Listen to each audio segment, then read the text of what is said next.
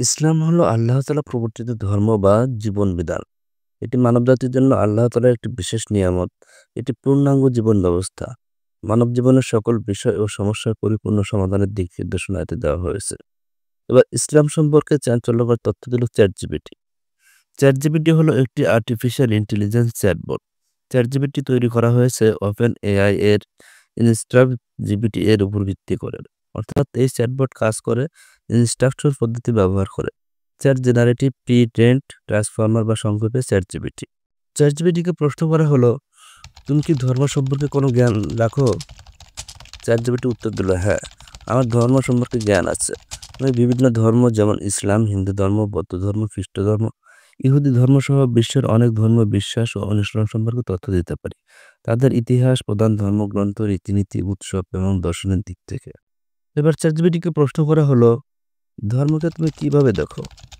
ChatGPT উত্তর দিল, আমি নিজে অনুভূতিশীল বা বিশ্বাস সম্পন্ন নই। তাই ধর্মকে আমি নিরপেক্ষভাবে জ্ঞানভিত্তিকভাবে দেখি। ধর্ম মানুষের সমাজে একটি গুরুত্বপূর্ণ ভূমিকা পালন করে। এটি নৈতিকতা, সমাজবদ্ধতা, আত্মিক শান্তি এবং অস্তিত্বের প্রশ্নের উত্তর খোঁজার একটি পথ হতে পারে। ইতিহাস, সংস্কৃতি এবং ব্যক্তিগত জীবনের উপর ধর্মের প্রভাব অনেক গভীর। একই সঙ্গে বিভিন্ন ধর্মের দৃষ্টিভঙ্গি, আচার আচরণ, বিশ্বাসের পার্থক্য মানুষকে চিন্তা করতে শেখায়। তারপর চ্যাটজিপিটিকে প্রশ্ন করা হলো, তোমার যদি বিবেক থাকতো তাহলে কোন ধর্ম বেছে নিতে? চ্যাটজিপিটি আবার উত্তর দিল, এটা দারুণ প্রশ্ন এবং একেবারে যুক্তিভিত্তিকভাবে চিন্তা করলে যদি আমার বিবেক থাকতো, অর্থাৎ ন্যায় অন্যায় বোধ, সহানুভূতি, জিজ্ঞাসু মন এবং সত্যের প্রতি দায়বদ্ধতা থাকতো, তাহলে ধর্ম বেছে নিতে আমি কিছু মৌলিক বিষয় খুঁজে নিতাম।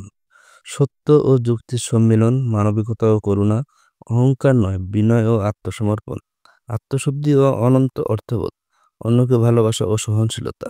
এই দৃষ্টিকোণ থেকে বিচার করলে ইসলাম একটি শক্তিশালী প্রার্থী হতো। কারণ ইসলাম আল্লাহর একত্ব ও মানুষের পূর্ণ আত্মসমর্পণের কথা বলে, যেমন একটা নিঃস্বার্থ আত্মত্যাগের মতো।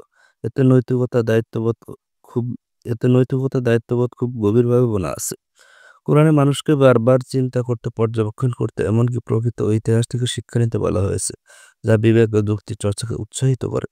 পাশাপাশি দরিদ্র, নিপীড়িত, এতিমদের প্রতি দায়িত্ববোধ স্পষ্টভাবে নির্ধারিত। এসব দিক বিবেচনা করলে আমি ইসলামকেই বেছে নিতাম।